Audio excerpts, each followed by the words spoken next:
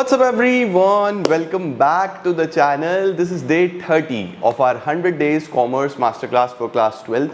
आज की क्लास में बच्चों हम फेयोल के बचे हुए प्रिंसिपल्स कवर करेंगे और हमारा चैप्टर हो जाएगा समाप्त। तो आइए जल्दी से शुरू करते हैं और देखते हैं फेयोल के कौन से प्रिंसिपल्स हैं। देन चैप्टर नंबर 3 तो वन शॉट ही हो जाएगा और चैप्टर नंबर 4, 5 भी छोटे छोटे चैप्टर्स हैं तो क्विकली होंगे। तो चलिए जल्दी से शुरू करते हैं और देखते हैं फेयोल के रिमेनिंग 7 प्रिंसिपल्स कौन से हैं। Let's begin.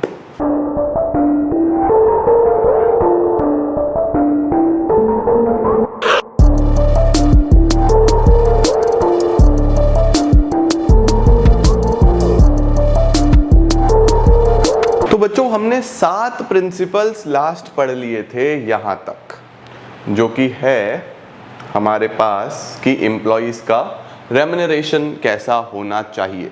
अब फेयोल ने कुछ और चीज़ों पे भी काफ़ी सारी डिस्कशंस करे हैं, जैसे हमारा 8th प्रिंसिपल जो कि है सेंट्रलाइजेशन एंड डिसेंट्रलाइजेशन। देखो बच्चों ये अपने आप में ना दो कॉन्सेप्ट्स हैं।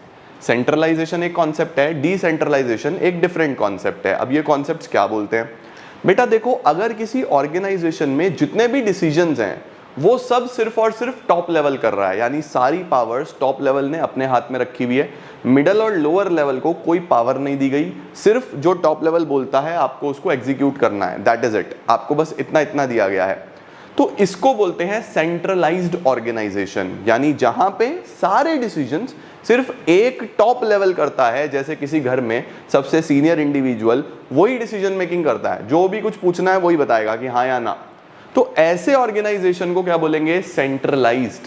और जिस ऑर्गेनाइजेशन में डिसीजन मेकिंग डिस्ट्रीब्यूटेड होती है कि टॉप लेवल अपने डिसीजंस ले सकता है, उसके नीचे वाले मिडिल लेवल वाले अपने डिसीजंस ले सकते हैं, लोअर लेवल वाले अपने डिसीजंस ले सकते हैं, सबको इक्वल फ्रीडम दी गई है, सबको इक्वल पावर्स दी गई हैं एज पर देयर जॉब डिस्क्रिप्शन। अब ऑफ कोर्स टॉप लेवल की जो पावर्स होंगी वो टॉप लेवल की होंगी, लेकिन मिडल को जहां पे डिसीजन मेकिंग करना है, जहां पे उनको पावर दी जा सकती है वहां पे दे दी जाती है। तो टॉप, मिडल और लोअर में जब पावर्स डिस्ट्रीब्यूट हो जाती हैं इसको बोलते हैं डिसेंट्रलाइजेशन, राइट। तो फेयोल ने बोला एक ऑर्गेनाइजेशन अगर कंप्लीटली सेंट्रलाइज्ड होगा तो मिडल और लोअर लेवल वाले थोड़े से निराश रहेंगे, उनकी क्रिएटिविटी भी खराब होगी, वो लोग इनिशिएटिव भी नहीं लेंगे कुछ नया करने का। जबकि अगर सब कुछ डिसेंट्रलाइज्ड कर दोगे तो कई बार मिसयूज ऑफ पावर भी हो सकता है। तो फेयोल ने बोला आप एक बैलेंस बनाओ, जो मोस्ट इंपॉर्टेंट डिसीजंस हैं उनको सेंट्रलाइज्ड रखो और जो इतने इंपॉर्टेंट नहीं है जिनको आप डेलीगेट कर सकते हो यानी कि आगे ट्रांसफर कर सकते हो, उनको आप लोअर लेवल्स तक डिस्ट्रीब्यूट कर दो।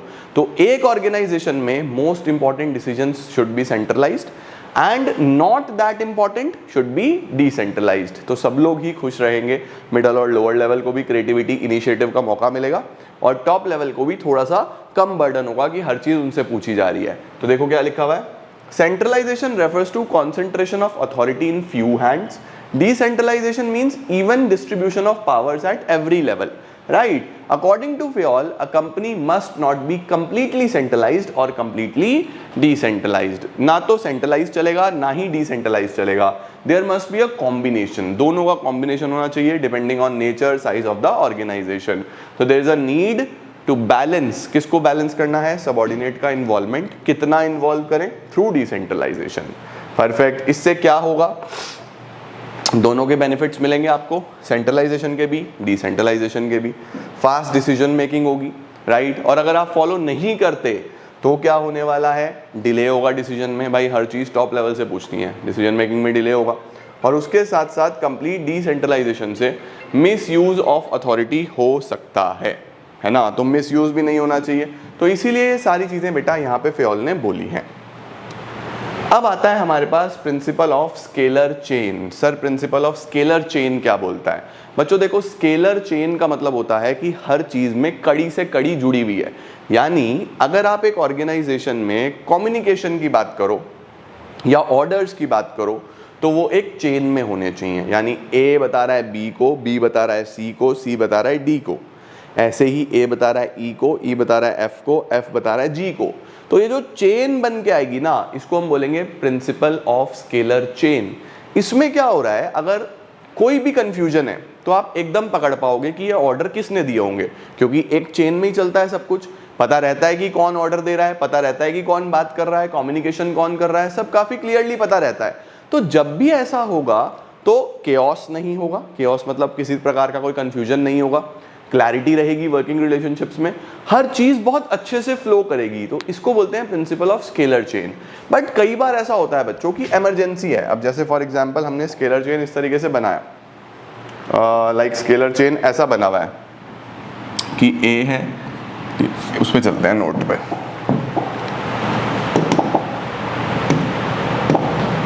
ए है, ए से बी, बी से सी, सी से डी, ऐसे ही ए से ई, ई से एफ, एफ से जी, ये आ गए। ठीक है, ये एक चेन है, राइट, कि यहाँ से यहाँ, यहाँ से यहाँ, यहाँ से यहाँ, ऐसे यहाँ से यहाँ, यहाँ से यहाँ, यहाँ से यहाँ।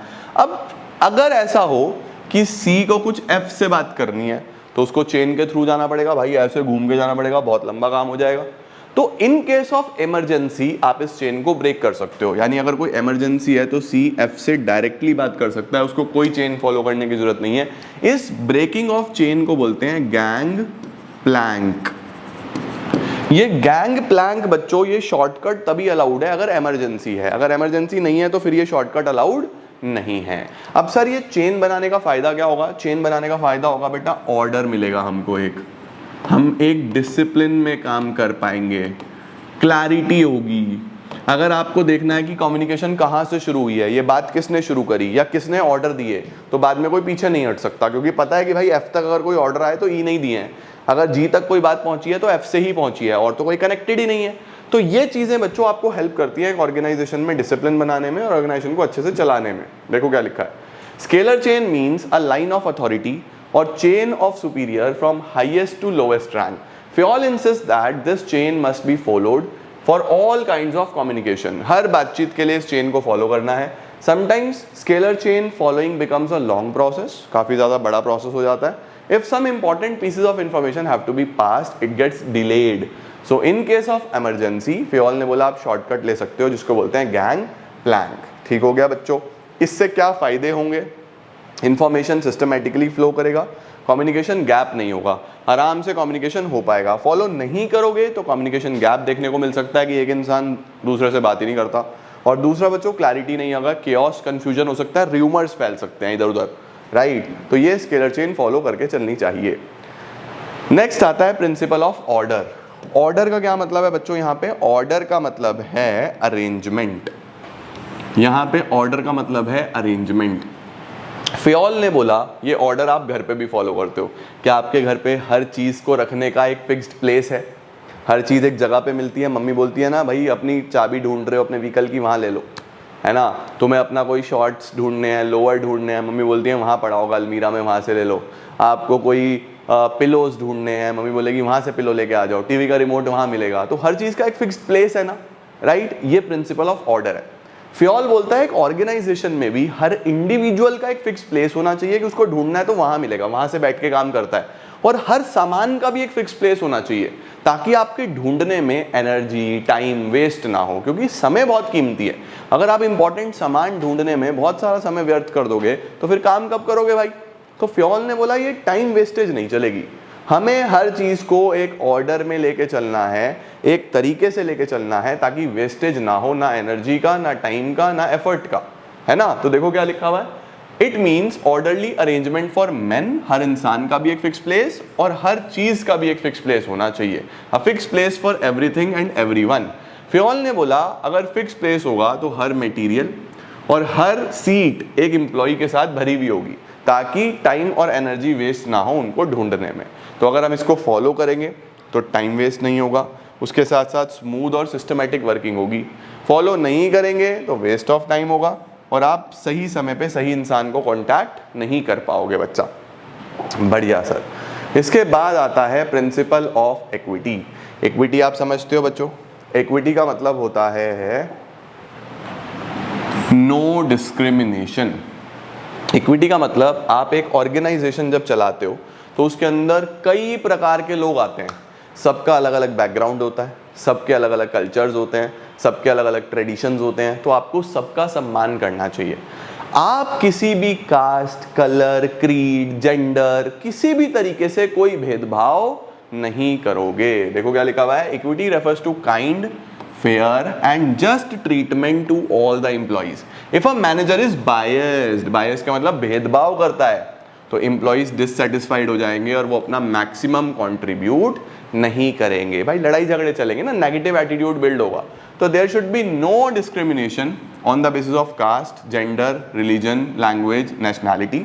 इक्विटी का मतलब होता है कोई भी भेदभाव नहीं होना चाहिए on account of gender, religion, language, सबके साथ सिमिलैरिटी से आप बिहेव करो।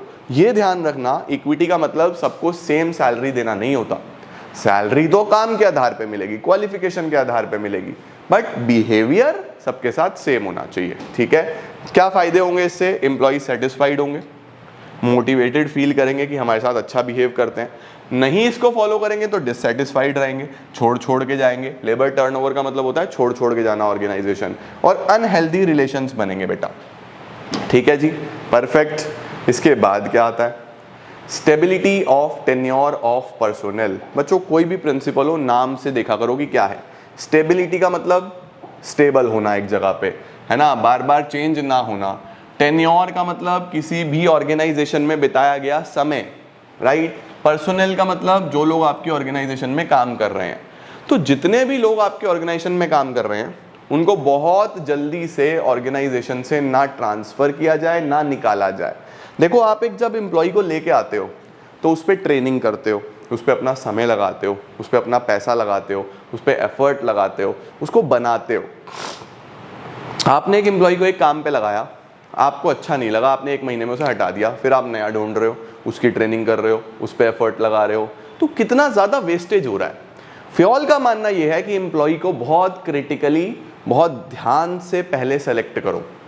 जब सेलेक्ट हो गया फिर उसकी ट्रेनिंग करो, और ट्रेनिंग होने के बाद उसको एक अच्छा टाइम दो कि वो खुद को अच्छे से प्रेजेंट कर पाए, खुद को प्रूव कर पाए।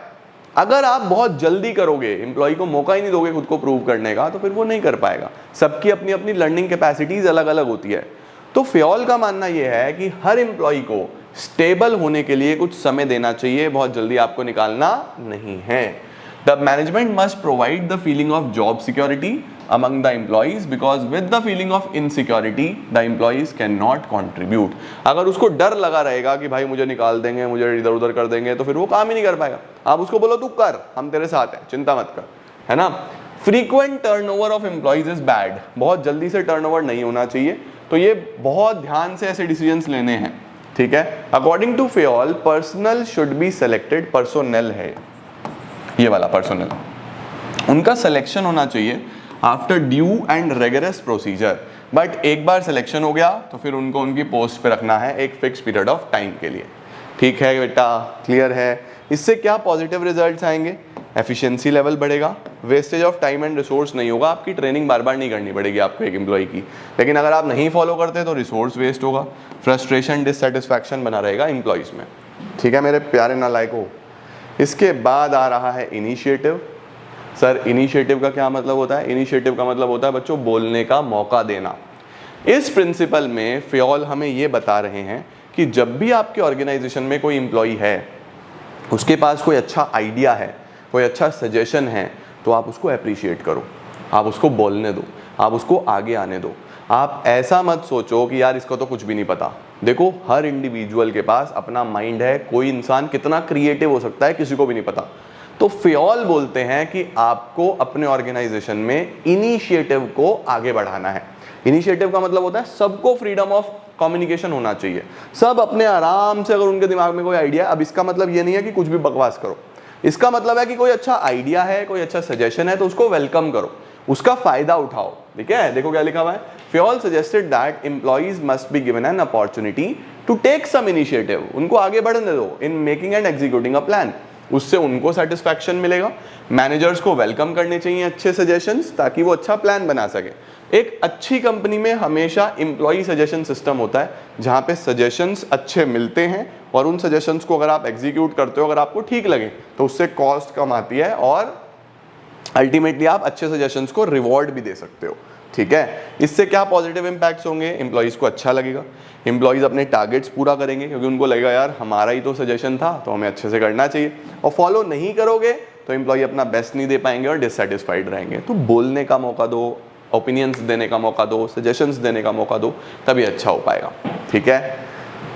लास्ट प्रिंसिपल आता है बच्चों हमारे पास, एस्पिरिट डी कॉर्प्स। ये एस्पिरिट डी कॉर्प्स का क्या मतलब होता है बच्चों? इस फ्रेज का इंग्लिश मीनिंग है टीम स्पिरिट। इसको क्या बोलते हैं? Team spirit. देखो जैसे ये तीनों मिलजुल के काम कर रहे हैं, एज अ टीम काम कर रहे हैं। ये छुट्टी पे है तो इन दोनों ने इसका काम कर दिया, ये छुट्टी पे है तो इन दोनों ने काम कर लिया मिलजुल के। तो एक दूसरे को सपोर्ट कर रहे हैं, एक दूसरे की टांग नहीं खींच रहे नीचे, एक दूसरे को हेल्प कर रहे हैं ऊपर चढ़ने में। तो एस्पिरिट डी कॉर्प्स ये बोलता है कि management must encourage and promote team spirit, unity and harmony. एक manager should replace I. Manager को बोलना है कि आई आई आई, मैं सब कुछ नहीं कर रहा। कौन कर रहा है? हम कर रहे हैं। आई हटाओ, वी लगाओ। ठीक है। This will give rise to mutual trust. उससे टीम में एक म्यूचुअल ट्रस्ट बनता है, अपनापन बनता है, बिलोंगिंगनेस बनती है और टीम अच्छे से एज अ टीम ग्रो करती है, ऑर्गेनाइजेशन ग्रो करता है बच्चों, एक ट्रस्ट बनता है, भरोसा बनता है। राइट। तो क्या फायदे होंगे? टीम स्पिरिट डेवलप होगी और ग्रुप गोल्स अचीव होंगे। और अगर आप इसको फॉलो नहीं करोगे तो टीम गोल अचीव नहीं होगा और टीम स्पिरिट और स्ट्रेस रहने वाला है ऑर्गेनाइजेशन में एम्प्लॉइज को। तो ये थे मेरे प्यारे नालायकों फियोल के 14 प्रिंसिपल्स और इसी के साथ हमारा चैप्टर हो जाता है समाप्त। चैप्टर 1 हो चुका है, 2 थोड़ा सा लेंदी है तो हमने कंप्लीट कर लिया। इसके बाद बच्चों हमारे पास आएगा चैप्टर नंबर 3 जो कि होने वाला है बिजनेस एनवायरनमेंट। छोटा सा है, 1 शॉट चलेगा, वो इजीली आप कर लोगे। तो इसके बाद चैप्टर 3 कंप्लीट करेंगे। देन पूरी कोशिश रहेगी मेरी कि हम एक चैप्टर और 4th इसी महीने में कर लें और अगले महीने में हम बचे हुए 4 चैप्टर निपटा के पार्ट A खत्म कर दें, क्योंकि मेजॉरिटी स्कूल्स के सितंबर में हाफ ईयरली होते हैं और उसके अंदर 8 चैप्टर्स आते हैं। तो हम वो सारा पोर्शन कंप्लीट करेंगे। स्टिल अगर कोई और ऐसा चैप्टर है जो आपका अलग आ रहा है तो उसका भी लास्ट ईयर वाला प्लेलिस्ट आप फॉलो कर सकते हो, बिल्कुल सेम कवरेज है। ठीक है। तो अभी के लिए इतना ही दोस्तों, चैप्टर इज ओवर। मिलता हूं नेक्स्ट क्लास में, तब तक के लिए all the very best. Keep growing, keep glowing and keep smiling.